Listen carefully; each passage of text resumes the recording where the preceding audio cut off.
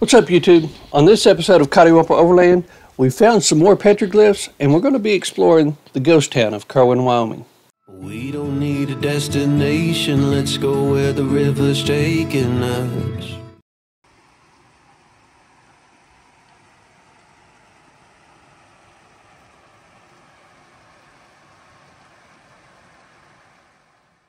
When we left you on the last episode, we had found a great campsite just outside of Du Bois. This morning, everybody was feeling a little bit lazy. We knew we were close to town and decided to just roll in there and find some breakfast.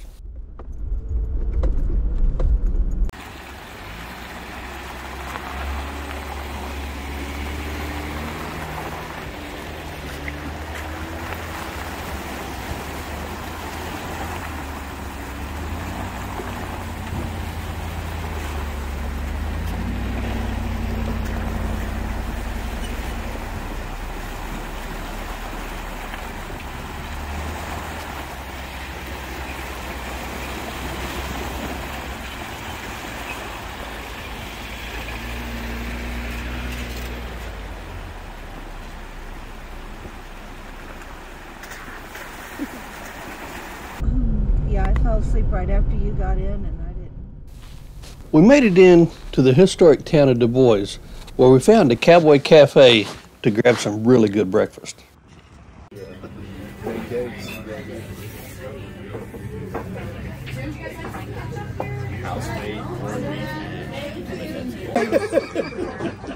Kristen's gonna have to leave me too. She's real needy.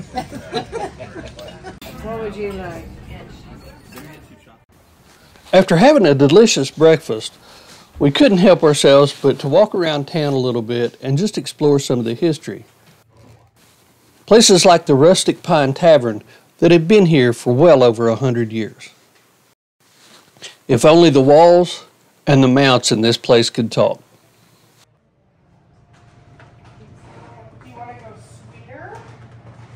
It's been here 104 years. Other places that we need to check out was Welty's General Store, which was also built around the early 1900s. Well, it's even weird. We also took the opportunity after breakfast to fix a couple loose bolts on Feral Joe's Jeep. After that, Jimmy and Kristen decided to make their way on towards South Dakota before heading back home. After that, it was time for everybody to fuel up and get away from the city life again. Just outside of Du Bois, we headed north. The plan for today was to skirt around the Absaroka Range, making our way towards Cody.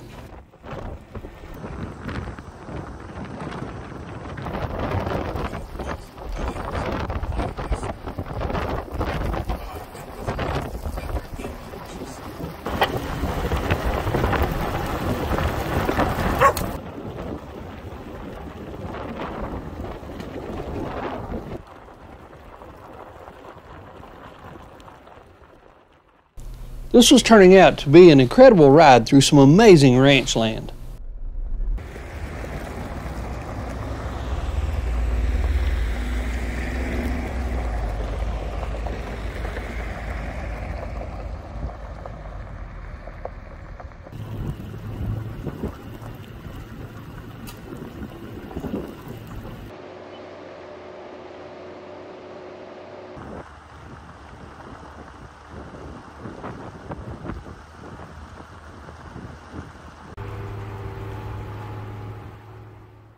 We continued climbing in elevation until we made it across our first ridge, and that's where we got back into National Forest property. By this point, we were more out of the open plains and back into the pines.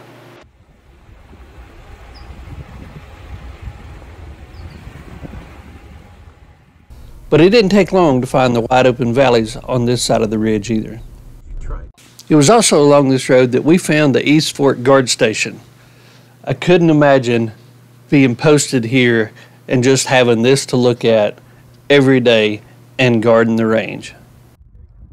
This setting really reminded me of Dances with Wolves.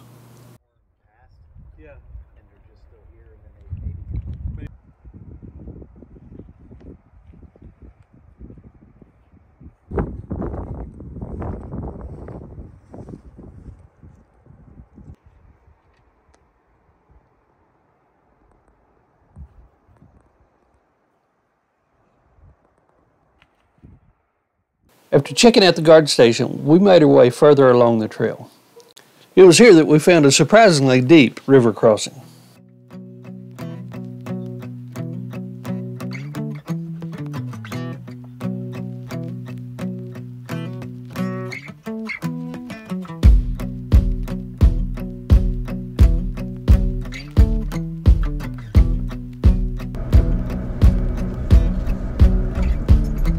You're good, keep going. You're good, you're good, you're good. It's got a rock bottom here, it's not going in.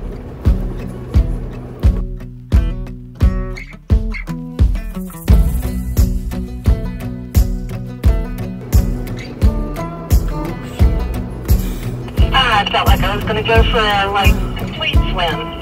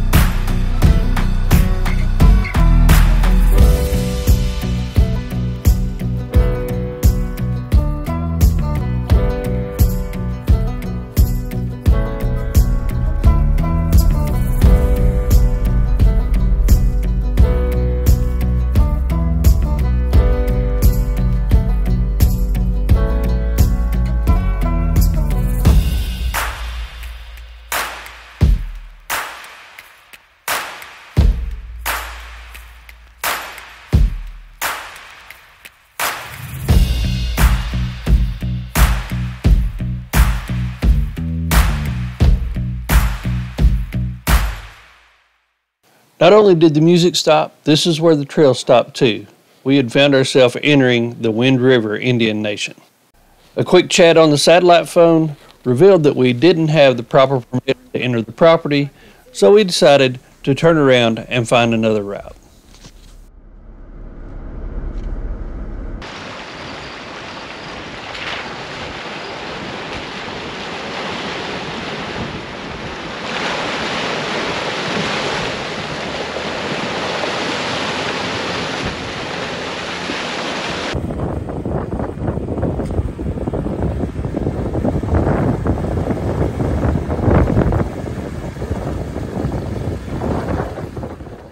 We checked out the map and figured out that we have to go by Blacktop to Shoshone and Thermopolis before we can make our way back to where we wanted to be.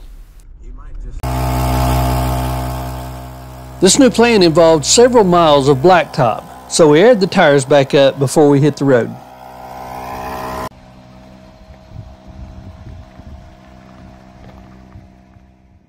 As we were airing up, the wind started picking up, and it was time to also check the radar and the weather forecast in addition to the map. We stopped at a roadside rest before we got to Shoshone, and you could definitely see that the weather was going to change off in the distance. And before we knew it, severe thunderstorm warnings were starting to pop up all around us. Is that where we're going? Mostly girls in Fremont, Sweetwater. south of us. We're getting ready to drive her smack into a substantial cell. Yes, we are. A lot of people ask what radar I use, and we use the Radar Scope app. It can also show you wind velocities as well.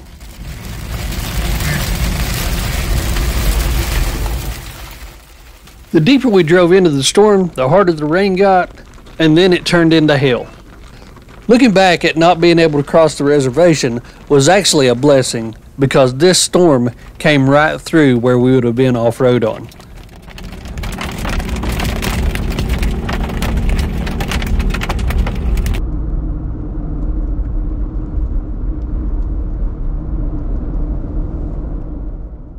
By the time we made it to the Wind River Canyon, the storms had passed, and this was a beautiful, beautiful canyon. It was not on our radar at all, but it's definitely something we were happy that we got to see.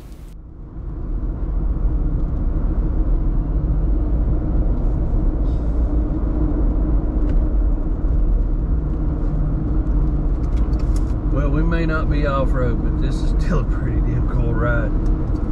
Damn sure is. Agreed.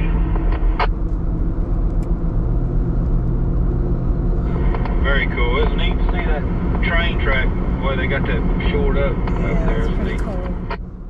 We made our way through the canyon and then through Thermopolis, and then turned back west in search of petroglyphs. This man's lost so much blood. That's a heck of a mark. Looking off into the sky to the north and to the west, we could see the remnants of the storm passing on by us. I'll wait till Gus gets back. The clouds started to give way to a lowering sun as we made it to the Rock Legends petroglyph site. About the woman in the tent nearby. Here you can start to see some of the runoff from that crazy storm from the mountains. This roughly quarter-mile long piece of near vertical rock is home to over 300 petroglyphs that have been carved into the rock over the past several thousand years. Most of the rock art type here seen are what's called as Dinwoody tradition rock art, and it's some of the oldest in the world. Yeah, I was telling the builders.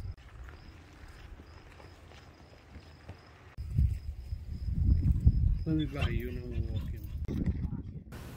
As the sun began to fade behind the mountains, it was time to start looking for a campsite, and that's exactly what Aspen wanted to help me do.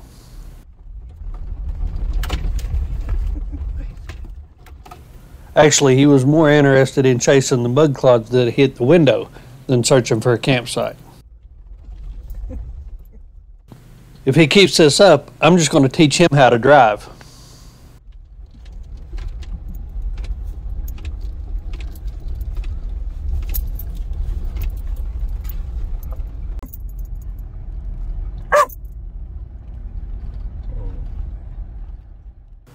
Yes, he is our 2-year-old, and just like most 2-year-olds, when he gets mad, he throws a tantrum.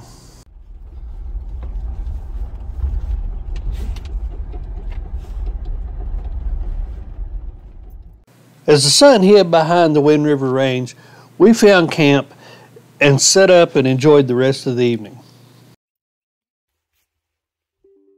With a lot of thought and consideration, Deb and I have decided to start a Patreon. We have been getting overwhelmed with people requesting our tracks. Our trips are not something that's just simply thrown together. There's a lot of time and planning that goes into them. If you would like to support us and see our tracks, this is certainly a way to do it. The next day, it was 4th of July.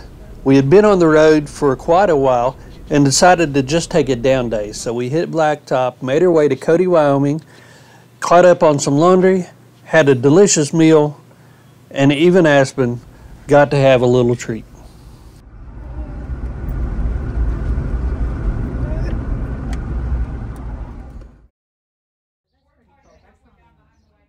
After having a down day and not videoing much at all in Cody on the 4th, the 5th, we took a step back in time and hit Old Town, Cody, Wyoming.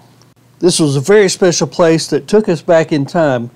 We actually did a full video just on Old Town Cody, and you can find that in the description below here. I'll put it up to the right, or you can find it on our channel. After leaving Old Town Cody, we decided to find some more history in Wyoming, and that's when we set our sights west, and we were looking for the old ghost town of Kirwin, Wyoming.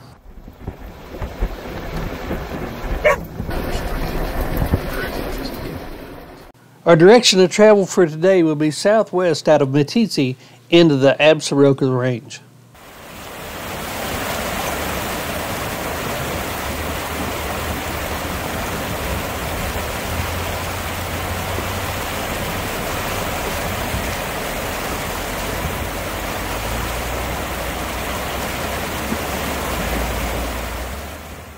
Our first stop in the Wood River Canyon was at the Double D Ranch.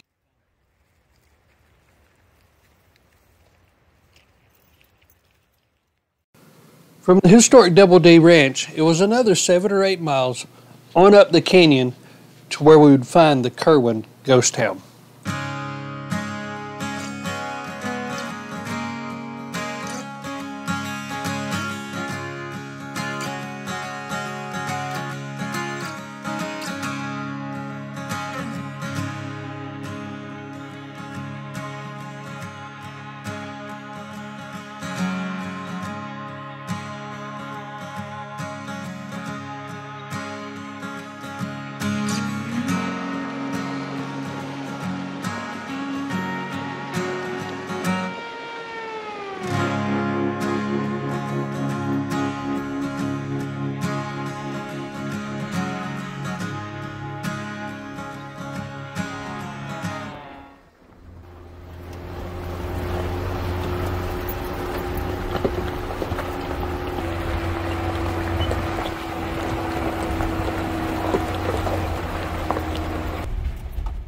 As we made our way past 9,200 feet in elevation, we came to the town of Kirwin. Around 1905, this town was bustling with over 200 people. The mines here were rich in gold and silver. This is another area that we did a complete video on that you can find the link to in the description below. We did a detailed walkthrough of all of the structures, including the Wolf mine shaft.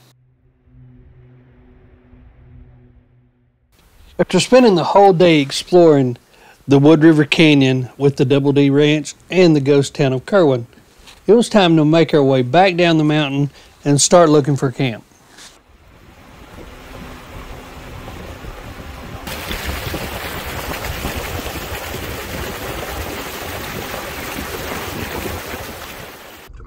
Just outside of the little town of Meeteetse, we found the Lower Sunshine Reservoir, and this looked like the perfect place to set up camp for the night.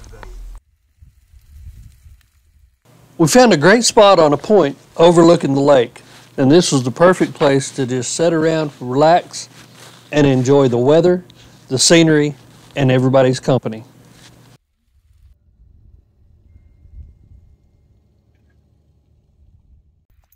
This was also the perfect place for Aspen to stretch his legs and get to chase the ball some, with the comfort of us knowing that he wasn't going to be able to go anywhere with his SpotOn GPS fence collar on him.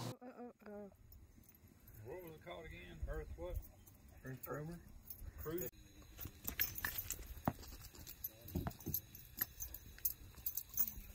That's called the moon before. Yeah. Don't think it had nothing to do with the moon. We really hope you've enjoyed riding along with us on part 3 of our Wyoming trip. And we hope you stay tuned for part 4 when we make our way across the Badlands of Wyoming and into the Bighorns. Until next time, see ya. I think that's too high, Bill.